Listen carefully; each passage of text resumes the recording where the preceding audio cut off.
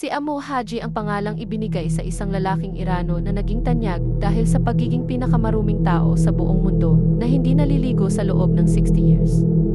Ang pangalan niyang Amo Haji ay hindi niya tunay na pangalan, ngunit isang mahusay na palayaw na karaniwang ibinibigay sa mga matatanda na halos isinasalin bilang old-timer.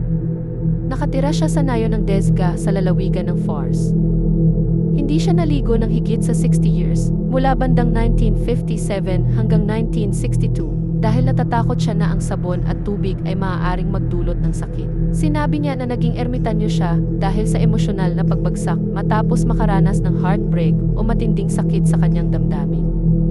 Ang sakit na ito na madalas na naugnay sa mga relasyong romantiko ay maaari ring magmula sa pagkamatay ng isang mahal sa buhay, pagkawala ng trabaho, o iba pang malalaking pagbabago sa buhay na nagdudulot ng matinding kalungkutan. Si Amo Haji ay isang ermitanyo na namuhay ng napakahirap at hindi pangkaraniwan. Siya ay hindi kailanman nagpakasal at may kakaibang mga gawi sa pagkain at pamumuhay nito. Kumakain siya ng mga patay na hayop na kanyang nakikita sa daan, lalo na ang mga bulok na landak o hedgehog. Umiinom siya ng tubig mula sa mga lusak o water puddle at sa mga kalawangin na lata na may langis. Naninigarilyo siya gamit ang lumang pipa na may mga tuyong dumi ng hayop. Minsan, nagsusuot siya ng helmet ng pangdigmaan para hindi siya lamigin. Nakatira siya sa isang butas na kanyang hinukay o sa isang bahay na gawa sa cinder block na ipinatayo ng mga lokal para sa kanya.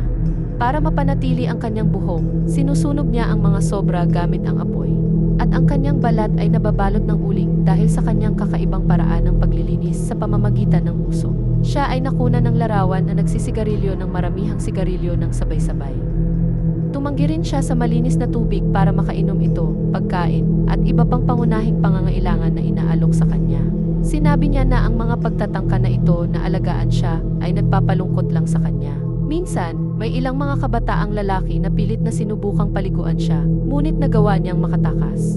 Ang British author na si Claudia Hammond, inilarawan niya na si Amo Haji ay may mukha at balbas na nababalot ng puro lupa. Kaya naman mahirap siya makita kapag hindi siya gumagalaw o kapag nakaupo siya ng tahimik, para siyang bahagi ng kalikasan, tulad ng isang bato.